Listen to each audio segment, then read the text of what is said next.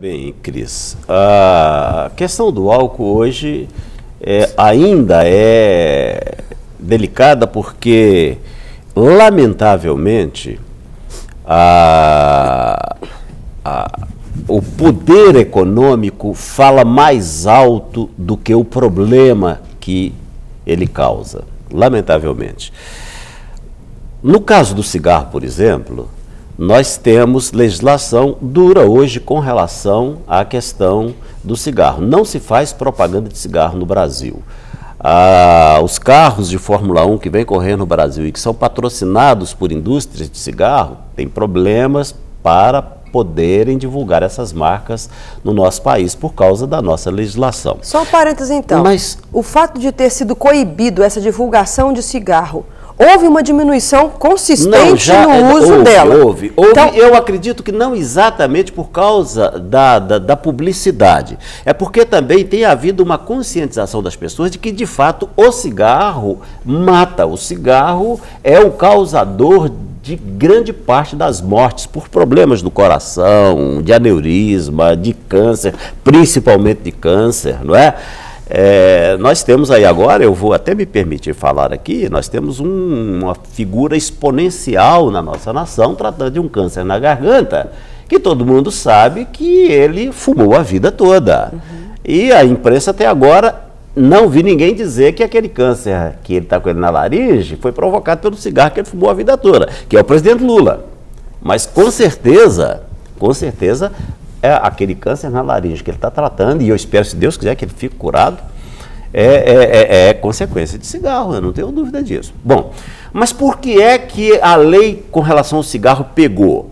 O cigarro também gera muito dinheiro, muito imposto, mas já se concluiu que o que o governo gasta no tratamento das doenças provocadas pelo cigarro é muito maior do que o que se arrecada. Então, nesse caso, foi fácil legislar sobre o assunto e foi fácil proibir a publicidade, diferente da bebida, porque os governos ainda não se conscientizaram do tamanho do problema que a bebida provoca hoje dentro das casas, porque ela provoca um outro tipo de problema que não necessariamente, num primeiro momento, exige um tratamento médico. É o desajuste familiar, a desintegração das famílias. Ótimo. São pessoas fazendo esse casamento diabólico de álcool e direção, embriagados saem por aí matando, posto de gasolina vendendo bebida e permitindo que seja consumida.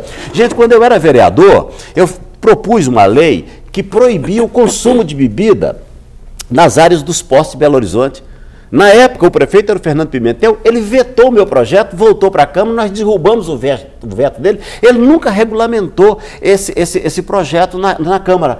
Agora, por que eu propus essa lei? Eu saía da minha casa, domingo de manhã, para ir à igreja, parava no posto para abastecer, ali estava cheio de jovens embriagados e que daqui a pouco entravam nos seus carros e saíam. Eu pensei, gente, se um posto de gasolina pode vender bebida alcoólica, ele pode vender também fogos de artifício. Não tem problema nenhum, porque já que ele vende bebida, fogo de artifício também não vai ser risco nenhum, absolutamente nenhum.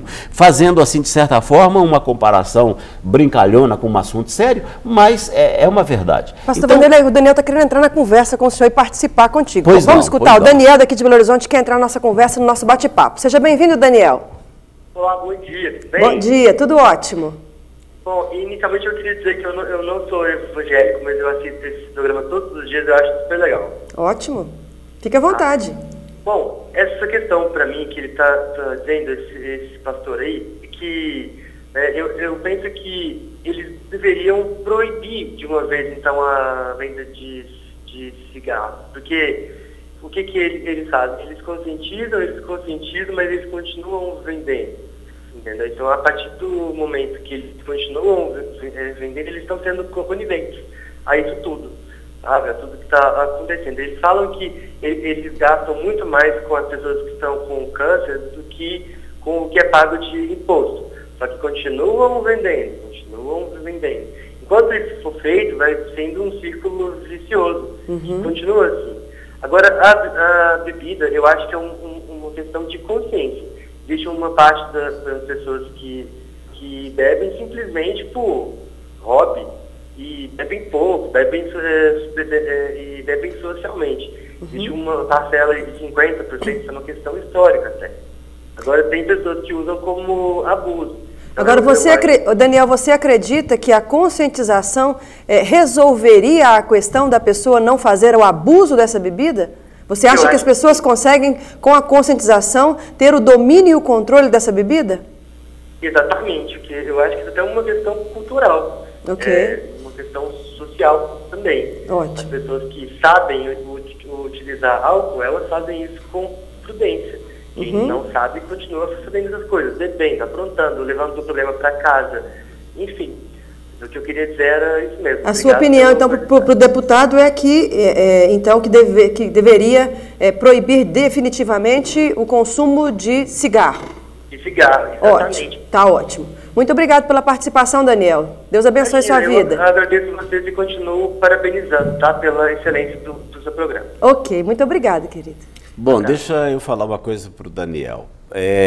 Eu também gostaria demais, Daniel, que a gente pudesse proibir a venda do cigarro. A questão é que nós vivemos num sistema democrático, a democracia tem os seus bônus e tem os seus ônus.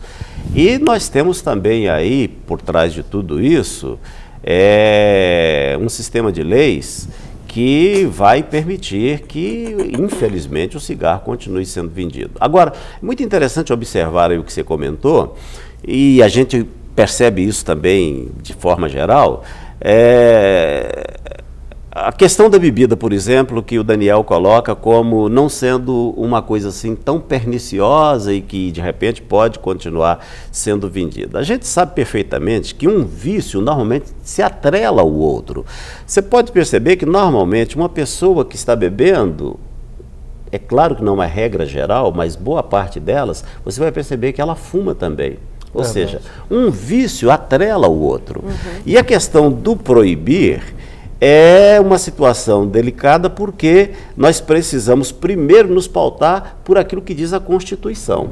E é a nossa Constituição que vai dizer se uma lei pode ou não prosperar. Na questão de proibir, por exemplo, a venda do cigarro, seria o sonho de todos nós que lutamos contra as dependências no seu todo. Mas nós sabemos que não funciona bem assim. No caso, por exemplo, vamos imaginar, vamos fazer uma lei que proíba a venda do cigarro. Essa lei não é competência estadual, ela teria que ser da competência da alçada federal. O Estado não pode legislar, nós, deputados, não podemos legislar sobre esse assunto de proibir a venda. Nós podemos criar alguns mecanismos que são, até de certa forma, paliativos, não é? Mas não temos o poder de dizer, olha, a partir de hoje não se pode mais vender cigarro no país. Mas aos poucos nós percebemos que as gerações estão se conscientizando e elas estão diminuindo o volume de consumo do cigarro. E há uma grita geral, inclusive por parte dos fabricantes, né, de cigarros, de que realmente o consumo tem diminuído e, claro, diminuindo o consumo, o negócio deles tem sido prejudicado com isso. Exatamente, eu quero colocar esse ponto aí. O pastor Vanderlei falou uma coisa muito interessante. Então, assim, enquanto se tem o entendimento da perda financeira para determinado problema, eu consigo abafar aquele problema ou até minimizá-lo com relação ao cigarro. Olha, o tanto que eu recebo de imposto, do tanto que eu gasto para quem é dependente do cigarro, está maior, o prejuízo está maior, então eu vou acabar com ele. O pastor Vanderlei comenta a questão da bebida. Porque a bebida tem repercussões que, em princípio, não é vista, né? Então, às claras às pessoas, porque, como ele falou, desagregação familiar, eu incluo violência doméstica. Sim. Que muitas mulheres se calam daqueles homens que bebem e embriagados agridem seus familiares. Ele bêbado é uma gracinha. Lindo, né? Acha que é maravilhoso. Pra todo mundo. E ele, sem ter bebido em casa, ele é muito bonzinho. É só quando ele bebe que ele é assim. Isso. Aí então, mas essas repercussões, elas não chegam muitas vezes, e a maioria delas não alcança, né, as delegacias, porque as mulheres se calam diante disso. Então, como não é ainda um problema nacional, que a violência é consequência, muitas vezes, da bebida, como se não tem isso tabulado, verificado em nível de prejuízo, Não se faz muita coisa. Eu quero só acrescentar para o professor um item aqui que perguntaram. Só um minutinho. Eu quero acrescentar uma questão emocional do negócio. Porque, em princípio, nós estamos falando de números, nós estamos falando de gasto, nós estamos falando de desgaste. Mas uma pessoa comentou, a Jéssica comentou o seguinte, as drogas, muitas vezes, são onde as pessoas acham que irão encontrar consolo. Mas, pelo contrário, entram por um caminho de morte, ignorando a verdadeira fonte de paz e harmonia que é Jesus. Eu quero acrescentar a questão da Jéssica. Estudos afirmam que nos países desenvolvidos, o envolvimento com o crack, ele gera complicação cardiovascular, a pessoa morre por overdose. No Brasil, é o contrário. A pessoa envolve com a droga, mas a maioria dos casos de morte é por homicídio.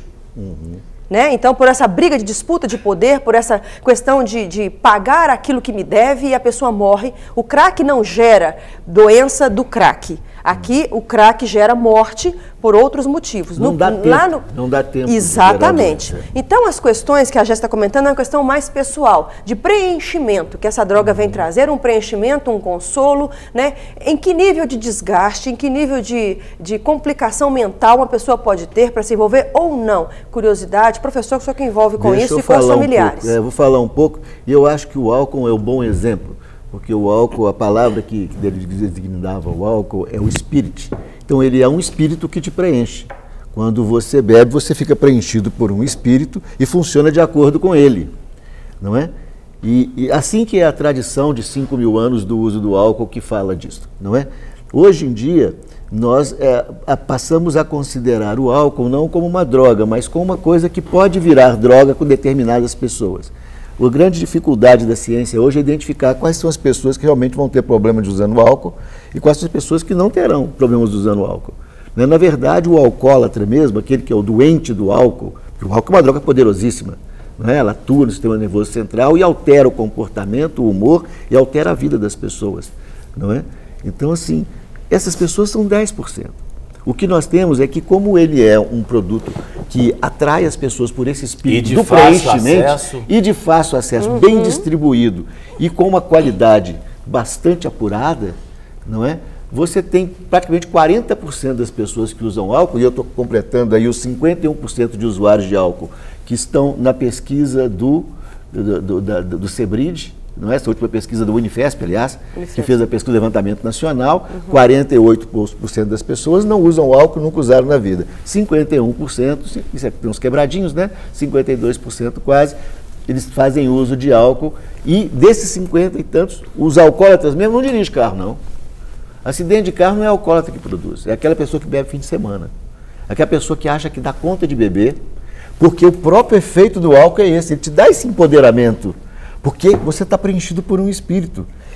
Essa sensação falsa de estar preenchida por um espírito, ela se revela no dia seguinte, na ressaca, onde você sente-se esvaziado do seu ser.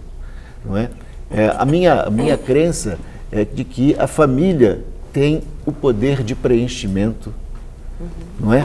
E se a gente fala em Jesus, eu não quero falar de religião, não é realmente a minha praia, mas eu acredito que onde 2 de vocês estiverem, eu estarei junto, então acho que o preenchimento está aí, não é? E esse preenchimento é o outro que comigo comunga a mesma vida e quer construir comigo um mundo melhor.